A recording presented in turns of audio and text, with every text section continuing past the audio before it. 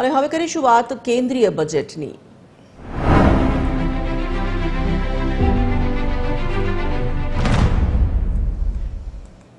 Education લોનના વ્યાજદર ઘટાડવા માંગ થઈ રહી છે। વિદેશ અભ્યાસ માટે લોનમાં વિશેષ રાહત, મોંઘા શિક્ષણ સામે લોન લિમિટ વધારવાની માંગ છે। લોન રીપેમેન્ટ પર પણ ટેક્સમાં વધુ છૂટ માંગવામાં આવી છે।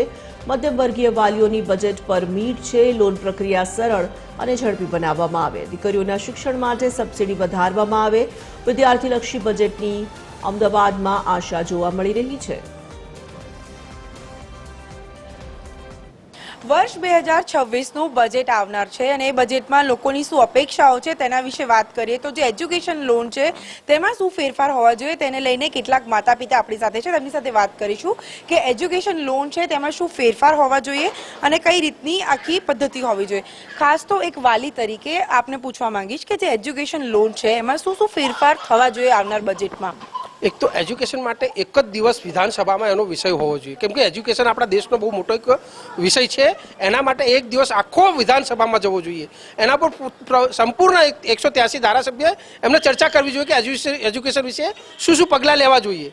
વિદેશમાં મોકલનાર વિદ્યાર્થીઓ માટે આપણા પેરેન્ટ્સોને જે માતા પિતાને અત્યારે એટલું દુઃખ થાય છે કે ટેરિફ ફોરેન લોકો યુએસએ દેખો ટેરિફના કેટલા બધા વધારી દીધા ટેક્સો લઈને। તો અત્યારે લઈને જે બજેટમાં જે અત્યારે ચાલી રહ્યું છે એમાં ઓછામાં ઓછો વધારમાં વધારે જેટલું બજેટ જો દીકરા દીકરીને મળે તો એનું એજ્યુકેશનમાં ક્યાંક ને ક્યાંક કામમાં આવે।